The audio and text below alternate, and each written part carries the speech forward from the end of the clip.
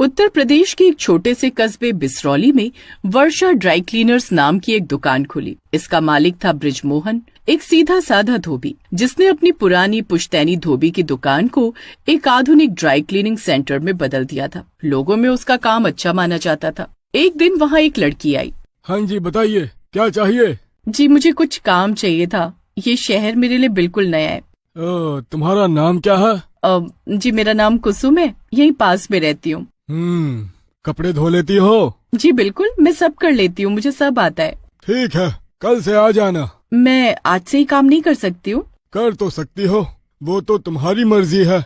कुसुम कुछ नहीं बोली और काम करने लगी। कुसुम बहुत कम बोलती थी। वो अचानक ही आई थी। बृजमोहन ने कभी उससे सवाल नहीं किया, बस उसे कपड़े धोने वाली मशीनों के पास लगा दिया। आपका बहुत शुक्रिया, मैं बहुत अच्छे से काम करूंगी। एक दिन एक अमीर जमींदार का बेटा रघुवीर अपनी शादी के कपड़े ड्राई क्लीन कराने आया। उसमें एक लाल रंग का कुर्ता भी था जो खास बनारस से मंगवाया गया था। उसने मजाक में कुसुम से कहा, अगर तुम ये कपड़ा खराब कर दो तो मैं तुम्हारी चमड़ी से नया बनवा लूंगा। कुसुम को ये बात बुरी लगी। अगले दिन रघुवीर की लाश उसी दुकान के पास नाली में मिली। अरे ये तो जमींदार का बेटा है ना? अरे इसको किसने मारा होगा? पैसे वाले लोगों के दुश्मन बहुत होते हैं। उसका चेहरा पूरी तरह जल चुका था और बदन पर वही लाल कुर्ता था, बिल्कुल साफ और नया, जैसे अभी प्रेस करके निकाला गया हो। नाली में है लेकिन कुर्ता फिर भी चमक रहा है। चलो पुलिस को खबर कर देते हैं। पुलिस आई, सबसे पूछताछ हुई पर कोई सुराग नहीं मिला कि ये खून किसने किया होगा। बृजमोहन ने दुकान कुछ दिन बंद रखी पर बाद में फिर खोल दी। धीरे धीरे ग्राहक कम होते जा रहे हैं, समझ नहीं आ रहा कारण क्या है। कुसुम चुपचाप सुनती रही और अपने कपड़े धोती रही। तभी वहाँ मोहन आया अपना कुर्ता लेकर और गुस्से में बृजमोहन से बोला, ये सब क्या हो रहा है बृजमोहन? कुर्ता साफ करने को दिया था, ना कि गंदा करने को। क्या हुआ भाई साहब, क्यों चिल्ला रहे हो? ये देखो पूरे कुर्ते पर खून लगा हुआ है। ये कुर्ता तो मैंने ही पैक किया था, तब तो साफ था, ये कैसे हो गया? तुम्हारा मतलब है मैं झूठ बोल रहा हूँ? कुसुम चुपचाप मोहन को ही घूर रही होती है। बृजमोहन ने मोहन से माफी मांगी और कुर्ता फिर से धोने का वादा किया। खुद गंदा कर देते हैं और हम पर चिल्लाने आ जाते हैं। सुनो कुसुम, जरा इसको भी धो कर दो, मैं प्रेस कर देता हूँ। थोड़ी देर बाद कुसुम दुकान से गायब हो गई। अब ये काम के वक्त कहाँ चली गई? उधर मोहन रुका हुआ था एक पान की दुकान पर, लेकिन दुकान बंद होती है। ये दुकान क्यों बंद है? यहाँ कोई और है भी नहीं। एक सिगरेट मिल जाती तो दिन बन जाता। आज बहुत दिमाग खराब हो गया है आज। तभी उसके सामने से एक औरत आती है, घूंघट लिए, और हाथ में एक सिगरेट का पैकेट आगे बढ़ाती है। धन्य हो देवी, इसी की तो जरूरत थी। लेकिन ये बात आपको कैसे पता चला? वो औरत घूंघट हटाती है और उसमें एक चुड़ैल होती है। अब तू देख मैं क्या करती हूँ। वो चुड़ैल सारी सिगरेट मोहन के मुंह में डालकर जला देती है, जिसके धुएं से उसका दम घुट जाता है और मोहन की मौत हो जाती है। बृजमोहन अपनी दुकान पर बैठा होता है। तभी कुसुम आती है। अरे कहाँ चली गई थी तुम? आपका ही काम करने। तुम्हारी बातें मुझे समझ नहीं आती। तभी एक आदमी आता है। अरे तुम्हें पता चला बृजमोहन? क्या? अरे मोहन को किसी ने मार दिया है। अरे अभी थोड़ी देर पहले तो कुर्ता देकर गया था। उधर कुसुम मुस्कुरा रही थी। इसके अलावा और भी अजीब अनुभव लेकर जाते, जैसे किसी के कपड़े में खून के धब्बे होते और किसी किसी के कपड़े तो लौटते ही नहीं। लेकिन अब कोई शिकायत नहीं करता। एक रात राज को घर जाते हुए कुछ सुनाई दिया। वो पास गया तो आवाज बृजमोहन की दुकान से आ रही थी। ये आवाज तो मशीन की है, लेकिन दुकान तो बंद है। वो और पास जाता है तो उसको किसी के चीखने और मशीनों के चलने की आवाज आती है। कौन है अंदर? चिल्ला क्यों रहे हो? कोई परेशानी है तो बताओ, मैं आपकी मदद कर सकता हूँ। दुकान खुलती है और एक चुड़ैल सामने खड़ी हो जाती है। ड्राई क्लीन कर दूं?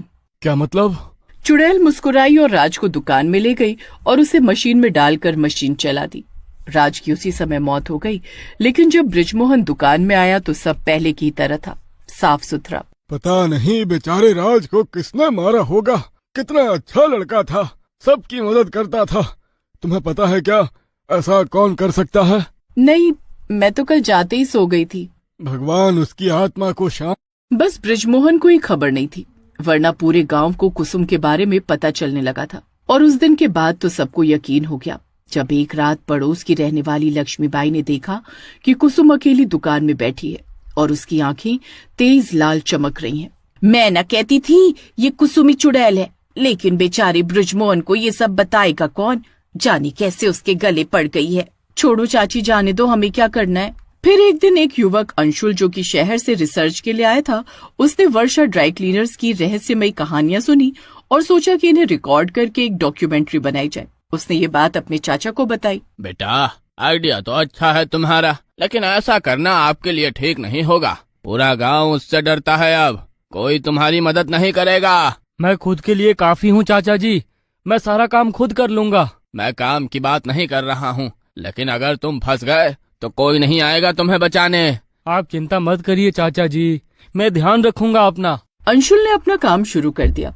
वो कई रातों तक दुकान के बाहर बैठकर कैमरा लेकर रिकॉर्डिंग करता रहा, लेकिन उसको कुछ भी खास नहीं मिला। लेकिन एक रात, आधी रात को उसने देखा कि दुकान का दरवाजा अपने आप खुला।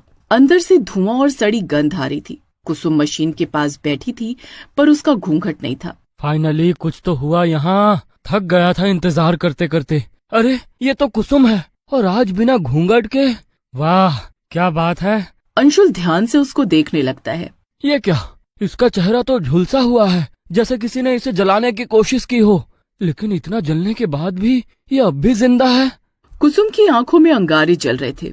वो एक पुरानी खून से सनी साड़ी को मशीन में डाल रही होती है, लेकिन जैसे ही वो साड़ी मशीन में डालती है, मशीन से निकलती भाप में एक औरत की चीख सुनाई देती है। ये क्या कर रही है? इतनी गंदी साड़ी किसकी होगी? अंशुल ये सब छुप कर देख रहा होता है। जब वो अपने आप से सवाल करता है तो एक चुड़ैल उसके पीछे आ जाती है और उसके कंधे पर हाथ रखकर बोलती है, वो मेरी ही साड़ी है, गंदी हो गई है इसलिए धो रही हूँ। अंशुल उसको अपने सामने देख बहुत डर जाता है और बहुत तेज चीखता है। अंशुल के चाचा ने जैसा बोला था वैसा ही हुआ। अंशुल की चीख सुनकर कोई नहीं आया। अंशुल वहीं बेहोश हो गया। जब सुबह लोगों ने उसे दुकान के बाहर पाया, वो पागल हो गया था। वो बस एक ही बात दोहराता, वो कपड़ों से आत्माएं निकालती है, वो चुड़ैल है, चुड़ैल। उसको ऐसे देख वहाँ रहने वाली एक बूढ़ी औरत सुरैया बाई, जो उसी कस्बे में रहती थी, उन्होंने एक पुराना किस्सा सुनाया। बहुत साल पहले एक लड़की थी, उसका नाम था पायल। वो धोबी बस्ती की लड़की थी, सुंदर, मासूम, लेकिन गरीब। एक दिन कस्बे के 4 रईस लड़कों ने उसका अपहरण किया और कपड़ों के पुराने गोदाम में उसके साथ दरिंदगी की। फिर उसके शरीर को प्रेस की मशीन में डालकर जला दिया ताकि कोई सबूत ना बचे। फिर क्या हुआ दादी? लेकिन कुसुम की आत्मा वहीं भटकती रही। जब बृजमोहन ने पुरानी जगह को ड्राई क्लीनिंग सेंटर में बदला तो उसने मशीनों से अपनी आत्मा जोड़ ली। अब वो हर उस इंसान को मारती है जो कपड़ों की इज्जत नहीं करता। मुझे तो लगता है ये पायल ही है, बाकी राम जाने। एक दिन एक नवविवाहित जोड़ा राहुल और साक्षी हनीमून से लौटकर अपने महंगे कपड़े ड्राई क्लीन के लिए वर्षा ड्राई क्लीनर्स में दे गए, जो अब भी रहस्यमयी रूप से कभी कभी खुली मिल जाती थी और ज्यादातर समय बंद। सुनिए, ये कपड़े कब तक वापस मिलेंगे?